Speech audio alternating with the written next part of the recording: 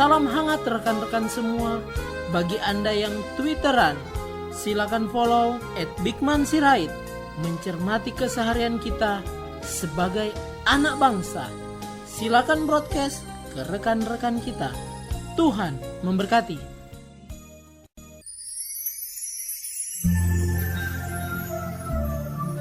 Salam sejahtera para pendengar yang terkasih. Selamat bertemu kembali dengan Yayasan Pelayanan Media Antioquia yang didirikan oleh Pendeta Bigman Sirait untuk melayani Tuhan Kepala Gereja melalui media. Untuk memperluas wawasan umat Tuhan, PAMA juga menerbitkan tabloid Kristen Reformata, Reformata Online, Reformata Audio Streaming. Juga tersedia buku-buku karya Pendeta Bigman Sirait dan ratusan CD khotbah. Doakan dan ikutilah pelayanan PAMA di radio di berbagai kota dan pelayanan televisi di Indovision, Live Channel, Kabelvision, Family Channel. Untuk informasi lebih lengkap, klik www.reformata.com www.reformata.com www.reformata.com. Kini tibalah saatnya kita akan menikmati kebenaran firman Tuhan bersama Pendeta Bigman Sirait. Selamat mendengarkan, Tuhan memberkati. Salam sejahtera saudara yang kekasih di dalam nama Tuhan Yesus Kristus. Bagaimana rela menderita untuk Injil selalu menjadi pemikiran menarik di era yang sudah pasti tak menarik lagi untuk hidup menderita. Tetapi satu pergumulan kebenaran Alkitab tentu tak bisa kita abaikan, bukan? Mengerti dengan tepat di dalam tugas tanggung jawab harus menjadi panggilan kita. Kita akan membuka Alkitab kita dari Roma pasal 8. Roma pasal 8 ayat 12 sampai 17. Roma pasal 8 12 sampai 17 demikian firman Tuhan. Jadi saudara-saudara, kita adalah orang berhutang, tetapi bukan kepada daging supaya hidup menurut daging. Supaya jika kamu hidup menurut daging, kamu akan mati. Tetapi jika oleh roh kamu mematikan perbuatan-perbuatan tubuhmu, kamu akan hidup. Semua orang yang dipimpin roh Allah adalah anak Allah. Sebab kamu tidak menerima roh perbudakan yang membuat kamu menjadi takut, roh yang menjadikan kamu anak Allah. Oleh roh itu kita berseru, "Ya Aba, ya Bapa." Roh itu bersaksi bersama-sama dengan roh kita bahwa kita adalah anak-anak Allah. Dan jika kita adalah anak, maka kita juga adalah ahli waris. Maksudnya orang-orang yang berhak menerima janji-janji Allah, yang akan menerimanya bersama-sama dengan Kristus, yaitu jika kita menderita bersama-sama dengan Dia, supaya kita juga dipermuliakan bersama-sama dengan Dia. Saudara-saudaraku yang dikasihi oleh Tuhan Yesus Kristus, ini adalah bagian yang indah yang bisa kita renungkan dari kitab Roma. Bagaimana seharusnya orang Kristen hidup di dalam kehidupannya, menjalani hidupnya untuk memuliakan Tuhannya. Nah, oleh karena itulah dikatakan, saudara-saudara, kita adalah orang berhutang tapi bukan kepada daging supaya hidup menurut daging. Ya. Kenapa? Karena kalau hidup menurut daging kamu akan mati. Tapi jika oleh roh kamu mematikan perbuatan-perbuatan tubuhmu, kamu akan hidup. Bagian ini menjadi penting untuk kita sadari. Pertama, hakikat orang Kristen sebagai orang tebusan. Dikatakan kita berhutang bukan kepada daging supaya hidup menurut daging. Artinya begini, kalau saudara punya hutang pada seseorang, maka saudara tunduk pada kewajiban terhadap si pemberi hutang. Sehingga saudara akan hidup mencari uang membayar kepada si pemberi hutang, ya, atas hutang yang ada. Sehingga kita menjadi orang yang sepenuhnya mengabdi. Kalau tidak sanggup membayar, ya kita jadi budak orang itu. Oke? Itu mau digambarkan oleh Paulus. Namun kita, perhatikan, kita adalah orang yang sudah ditebus oleh Yesus Kristus.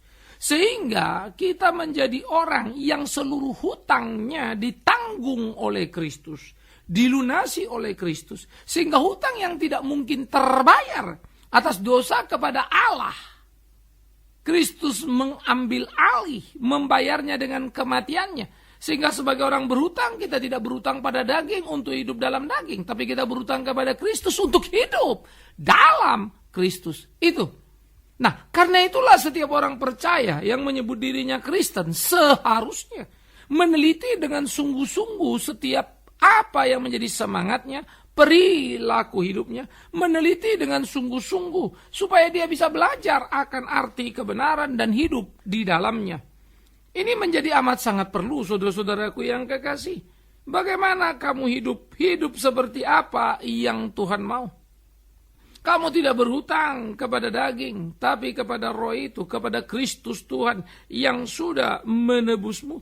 Karena itu, kamu tidak boleh lagi hidup dalam daging, karena kamu akan kembali kepada status awalmu sebagai orang yang berhutang yang tak bisa menebus hutangnya, yaitu orang berdosa. Oleh karena itulah engkau, saya, kita semua harus hidup di dalam roh oleh roh, bukan lagi dengan gairah daging dan dalam keberdosaan. Hidup kita harus menjadi hidup yang sungguh-sungguh, menjadi hidup yang benar, karena dengan demikian kita akan hidup memperkenankan hati Tuhan. Jadi bagaimana caranya? Pertama tadi ingat, kita berhutang kepada Kristus ya, bukan kepada daging. Sehingga kita tidak bisa hidup untuk keinginan daging, tapi keinginan Kristus. Nah, aspek kedua yang menjadi menarik saudara-saudaraku, kalau begitu, kalau saya hidup menurut daging gimana? Ya saya kembali berhutang atau mati. Jadi saya harus hidup apa? Kita harus mematikan daging karena dia tidak lagi berhak atas kita. Kita tidak berhutang kepadanya karena kita sudah ditebus oleh Kristus Tuhan itu. Sehingga kita tidak boleh lagi hidup di dalam dosa. Melainkan kita hidup di dalam kebenaran untuk kebenaran. Sehingga dengan demikian keinginan daging itu mati dalam hidup kita. Nah, jadi hidup itu harus menjadi medan pertempuran yang tidak kunjung usai, menjadi medan pertempuran di mana dosa itu diganjang, dihabisi gitu ya, disikat, dihajar. Nah, kira-kira bahasanya begitu. Untuk menggambarkan betapa sengitnya, betapa hebatnya pertempuran kita dengan dosa itu. Jadi saudara-saudaraku yang kekasih, oleh karena itulah seharusnya kita hidup di dalam kebenaran itu. Sehingga dengan hidup kebenaran kita mematikan daging itu. Karena kita bukan lagi orang yang hidup berhutang kepada daging, tetapi orang yang berhutang kepada Kristus. Maka hidup kita adalah untuk Kristus, melakukan kehendak Kristus. Dengan demikian kita membumi hanguskan keinginan daging di dalam diri kita. Siapa yang mau? Itu persoalannya. Karena terlalu banyak orang mau menjadi orang Kristen, pergi ke gereja, berdoa dan seterusnya. Namun hidupnya masih tetap saja hidup yang salah. Miris juga ya. Jadi saudara-saudaraku yang dikasihi oleh Tuhan Yesus Kristus, ini menjadi kengerian-kengerian yang sangat menakutkan yang hidup di dalam kehidupan setiap orang percaya. Padahal orang percaya seharusnya hidup seperti apa yang dikehendaki oleh Tuhan, supaya hidup mereka berkenan kepada Tuhan, menyenangkan hati Tuhan. Inilah yang penting, yang harusnya kita jalani di dalam kehidupan kita. Bagaimana kita melakoni hari-hari kita. Bersyukurlah kepada Tuhan yang hidup itu. Bersyukurlah kepada Tuhan yang baik itu. Karena dia sudah menolong kita di dalam hari-hari kita. Dia memampukan kita hidup sesuai dan seturut dengan kehendaknya. Jadi saudara-saudara yang dikasihi oleh Tuhan Yesus Kristus, setiap orang yang hidup dipimpin oleh Roh Allah adalah anak Allah. Tapi barang siapa yang hidup tidak mau dipimpin oleh Allah, maka dia akan hidup dipimpin oleh setan. Maka dia adalah anaknya setan, anaknya iblis. Nah oleh karena itulah, sebagai orang yang sudah ditebus tadi, yang sudah dimerdekakan oleh Kristus, mengapa lagi engkau hidup dalam keinginan dagingmu? Mengapa lagi kau takut? Seakan-akan kau tidak akan bisa menikmati nikmat hidup tanpa daging. Yang sejatinya daging itu menghancurkanmu. Karena itu mari kita lihat kenapa hidup kita dari hari yang ke hari kita jalani. Di dalam ibadah dan doa kita. Tapi arah langkah kita selalu mengarah ke arah yang salah. Mengapa? Ini pertanyaan menarik. Mengapa ketika seseorang bahkan menjadi hamba Tuhan atau menjadi pendeta seperti saya misalnya, hidup emang tanpa ketakutan. Dan yang lebih parah lagi kalau kemudian ada yang hidup bahkan tidak bisa dipercaya, misalnya urusan keuangan, atau hanya ingin memperkaya diri dan seterusnya. Artinya hidup dalam gairah duniawi yang menguasainya. Padahal kalau kita dikuasai oleh Kristus, gairah yang hidup adalah bagaimana mau memuliakan Kristus, bagaimana mau melayani Kristus, bagaimana mau memenuhi kehendak Kristus, supaya menjadi kehendak yang nyata di dalam kehidupan ini. Kan begitu. Nah, jadi saudara-saudara yang dikasihi oleh Tuhan Yesus Kristus, inilah pergumulan yang perlu untuk kita kerjakan. Bagaimana kita menjalaninya dan bagaimana kita melakukannya, supaya sungguh apa yang kita kerjakan boleh menjadi puji hormat bagi nama Tuhan. Saudara-saudara, seharusnya kita hidup di dalam Dia dan bersama dengan Dia. Bagaimana kemudian kita melakukan kehidupan yang penuh itu? Kita sudah ditebus dan kita bukan orang berhutang kepada daging, tetapi kita ditebus oleh Kristus. Kita berhutang kewajiban hidup sesuai kehendak Yesus Kristus. Yang kedua tadi, hidup kita adalah kompetisi, di mana kita harus membunuh seluruh keinginan daging. Sehingga dengan demikian hidup kita menjadi hidup yang merdeka di dalam Kristus. Dan itu terjadi setiap hari dalam hidup kita. Keinginan-keinginan yang datang silih berganti dalam berbagai aspek. Dari mulai urusan-urusan materi dan yang lainnya. Sandang, pangan, papan, apapun bisa menjadi sangat menggoda. Membuat kita lengah. Karena kita gila menjadi budak kekayaan, kekuasaan, kenikmatan atau hawa nafsu. Bagaimana kita melawan semua itu? Supaya kita bisa hidup seperti yang Tuhan mau. Pohon dikenal dari buahnya. Begitulah orang percaya akan dikenali. Kemana arah hidupnya? Kalau dia bilang dia cinta Tuhan Yesus, tapi hanya menumpuk sesuatu untuk dirinya. Hanya berbicara tentang kenikmatan dirinya. Patut Anda untuk ragu, bukan? Karena orang yang cinta Yesus, yang ada di benaknya bagaimana? Dia Yesusnya. Bukan soal apa yang didapatnya, tapi apa yang bisa diberikannya. Inilah seharusnya menjadi pergumulan dalam kehidupan kita. Sehingga kehidupan kita menjadi satu kehidupan yang sungguh-sungguh. Hidup yang kita lakoni di keseharian kita, saudaraku yang kekasih. Oleh karena itulah dikatakan roh itu bersaksi bersama dengan roh kita. Bahwa kita adalah anak-anak Allah. Disitulah Roh Kudus yang ada di dalam kita. Terus berteriak bersaksi kita adalah anak Allah. Kalau hidup kita sesuai, bukan? Tapi kalau tidak, tentu saja roh itu tidak akan bersaksi bersama dengan kita. Atau tidak akan roh itu mengajar kita berteriak kepada Bapa. Sebaliknya, hidup kita hanya berjalan di kekacauan, kesalahan, keberdosaan. Maka aspek yang ketiga yang harus kita perhatikan, saudara-saudara. Dikatakan jikalau kita adalah anak, maka kita juga adalah ahli waris. Maksudnya orang-orang yang berhak menerima janji-janji Allah yang akan menerimanya bersama-sama dengan Kristus. Yaitu kalau apa? Yaitu jika kita menderita bersama-sama dengan Dia, supaya kita juga dipermuliakan bersama-sama dengan Dia. Nah, ini menjadi menarik, saudara, bahwa keberanian keterikatan di dalam Kristus menuntut kepada kita keberanian hidup seperti Kristus, sekaligus menjadi gambaran bagaimana kerelaan kita menderita bersama dengan Dia. Sama seperti itu maksudnya. Bukan saudara ketemu Yesus lalu derita sama-sama. Tapi sama seperti Kristus menderita menuju bukit Golgota sampai disalibkannya. Begitulah seharusnya kita menderita dengan beraninya untuk mengatakan tidak pada dosa, sekalipun akibatnya kita kehilangan kenikmatan kehidupan ini. Kita kehilangan tumpukan materi. Tampaknya ada berbagai keinginan dan gairah kemanusiaan yang tidak kita miliki. Tapi ingatlah, dan ingatlah, dan ingatlah. Kita tidak kehilangan apapun di kehidupan. Tapi sebaliknya, kita sungguh bisa mewujudkan apa yang menjadi kehendak Tuhan. Nah, inilah seharusnya pergumulan hidup yang kita jalani.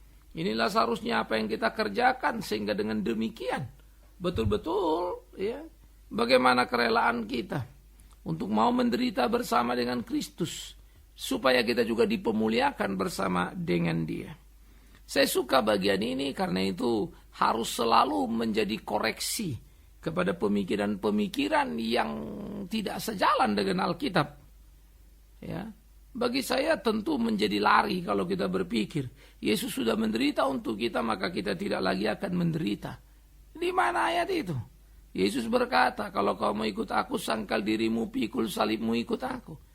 Oh, tapi kan Yesus sudah mati di kayu salib, itu sebelum. Paulus bicara, kepadamu dianugerahkan bukan hanya percaya dan menderita untuk dia, termasuk Roma ini. Ini Yesus sudah mati, bangkit, sudah naik ke sorga. Apakah rasul itu rasul pembohong? Kan tidak. Justru kehormatan penderitaan ada pada tiap orang percaya di sepanjang zaman, di sepanjang generasi. Sekarang gilir kita di sini, di muka bumi ini. Perkelahian kita di republik yang tercinta ini, di mana Tuhan taruh kita untuk menyuarakan kebenaran dan hidup benar. Sekalipun untuk hidup benar ada kesulitan, kepahitan, kegetiran, penderitaan mewarnai kehidupan kekristenan.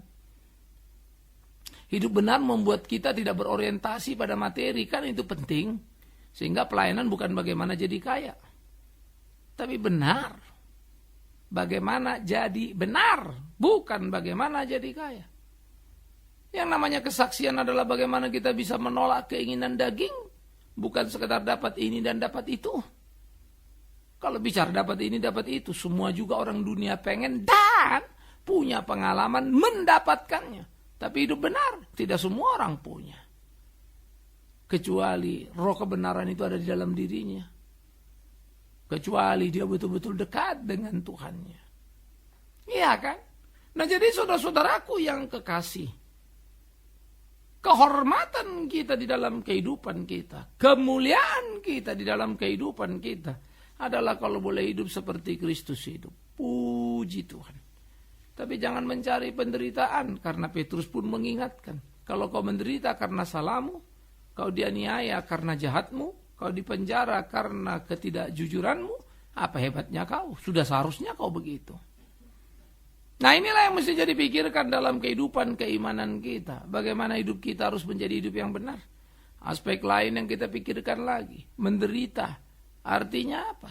Memang mengalami kesulitan, kepahitan, tidak mencapai apa yang kita inginkan. Menderita tidak selalu sama dengan hidup miskin, tidak. Saya suka dan akan terus berkata, saya bukan orang miskin, saya tidak akan munafik. Sekalipun saya bukan kaya raya. Ya. Namun ketika saya bukan kaya raya, bukan karena saya tidak bisa. Saya punya banyak kesempatan untuk itu.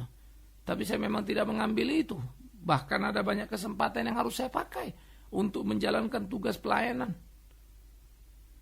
Ya, pendidikan di pedesaan. Pelayanan media seperti ini yang akhirnya urusannya keluar uang semua. Dan bukan dapat uang.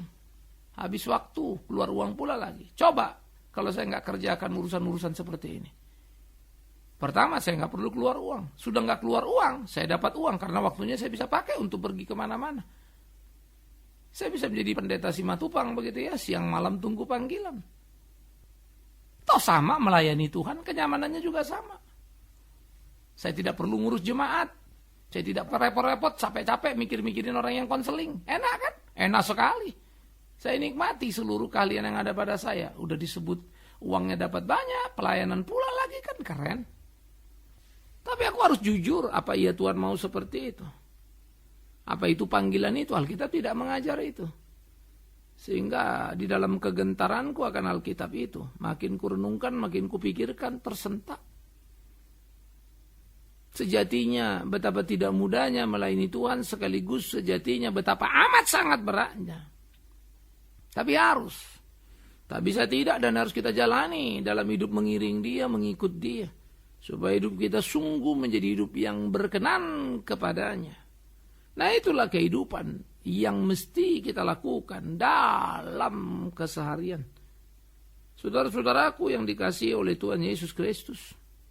Pikirkanlah itu, renungkanlah itu dalam keseharian kehidupanmu supaya hidupmu menjadi hidup yang berkenan kepada Tuhanmu. Memenuhi tiap apa yang menjadi ketetapannya dan hidup di dalamnya untuk puji hormat bagi namanya. Tuhan mau kita menjalani hidup dan Tuhan mau keberanian kita menderita untuk Dia. Supaya nanti ketika Dia datang kedua kali, kita masuk dalam catatan orang yang setia. Orang yang rela menjalani penderitaan karena kebenaran dan bukan buatan sendiri. Dan penderitaan itu ingat selalu tidak selalu jadi miskin, kere, dan tidak berdaya. Penderitaan bisa jadi saudara mampu melakukan banyak hal karena punya banyak uang. Tapi saudara tidak mau melakukannya karena itu berbuah dosa. Saudara bisa gedaya hidup poya-poya. Tapi saudara tidak mau kerjakan karena tidak memuliakan nama Tuhan. Saudara punya banyak harta bisa dapat apa saja yang saudara mau. Sebaliknya, bukan itu yang saudara penuhi. Saudara malah berbagi sebanyak-banyaknya pada orang yang di sekitar. Sehingga akhirnya saudara tidak sekaya yang lainnya. Saudara bisa membalas orang itu dengan sangat mudahnya. Tapi saudara tidak melakukan cara kasar hanya untuk memenuhi keinginan diri. Tidakkah itu cukup menyakitkan? Menderita saudaraku, berat, sakit. Ini yang perlu untuk kita pikirkan. Apalagi ketika kita berurusan dengan orang yang selalu menyebut nama Tuhan, tapi hidup jauh dari apa yang Tuhan mau. Mereka-mereka yang melegalitas segala cara, tapi pakai stempelnya nama Tuhan. Menakutkan ya, dan terjadi.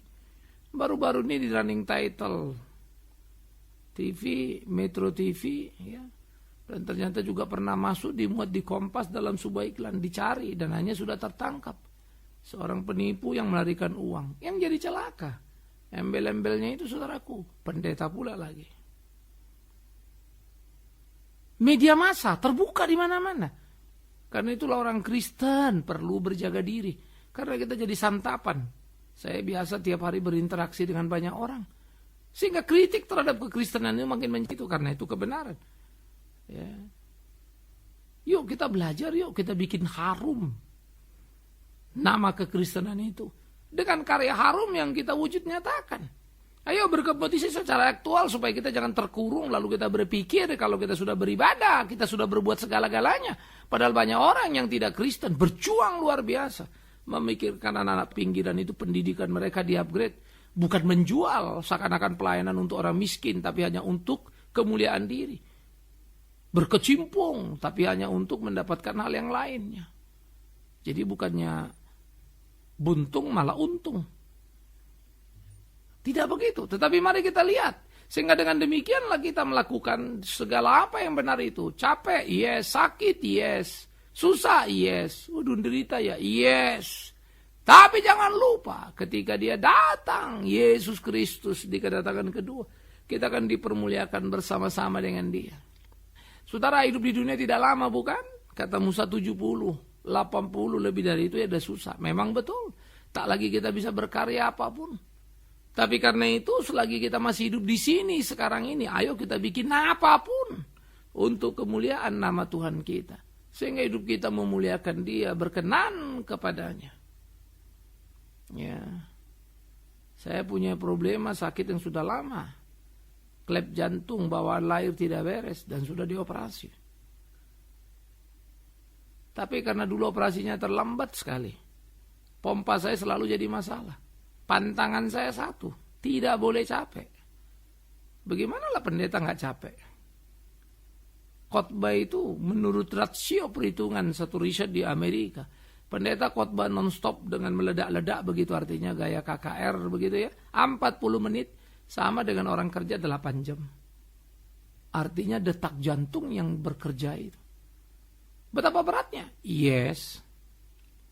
Tapi saya tidak pedulilah umur saya sampai berapa. Kurus diriku, ku makan obatku, vitamin yang perlu ya. Kuatur sedemikian rupa pengen tahu tambah-tambahan herbal ini itu. Karena aku tahu umurku tangan Tuhan, bagianku mengurus tubuhku ini bukan. Tapi aku tidak akan berhenti untuk menyuarakan suaranya. Dan tidak akan berkurang semangatku untuk itu. Kalaupun karena itu umurku tak jadi panjang, tak mengapa. Karena bukan karena itu aku mati, aku selalu percaya Tuhan memang panggilku. Kenapa sih? Kan gitu saudara. Dan saya berharap saudara punya hal yang sama, kita punya hal semangat yang sama. Ayo kita jalani hidup ini. Jangan takut, jangan cengeng. Jadi jangan merengek, kau aku memelayani Tuhan, tapi kenapa begini, kenapa begitu.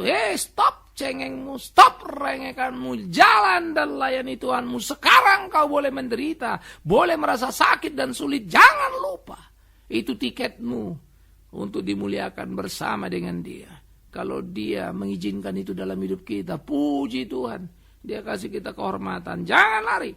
Karena itu anak-anak Tuhan yang dikasihi Tuhan, kita berhutang bukan pada daging tapi pada Kristus. Karena itu hidup kita untuk Kristus dan mematikan kedagingan. Dan dalam proses yang berjalan itu akan ada banyak kesulitan, banyak penderitaan. Tapi jangan berhenti karena Tuhan tetap menyertai. Ayo lihat diri kita, posisi kita. Semoga kita on the track pada posisi yang benar berjalan. Menjadi lakas Kristus yang tangguh. Yang siap menderita untuk menggapai kemuliaan yang kelak Yesus Kristus nyatakan bagi gerejanya. Amin. Mari kita berdoa. Kami bersyukur, kami berterima kasih untuk firman hidup. Terus ajar kami di hidup kami, menyenangkan hatimu, melakukan apa yang menjadi kehendak-Mu. Supaya hidup kami sungguh hidup yang terus berjalan di jalan Tuhan. Kami persembahkan hidup kami ke dalam tangan Tuhan. Terpujilah Tuhan kekal selama-lamanya. Demi Yesus Kristus Tuhan yang hidup itu. Kami berdoa, kami memohon. Terpujilah Tuhan sekarang selama-lamanya. Amin.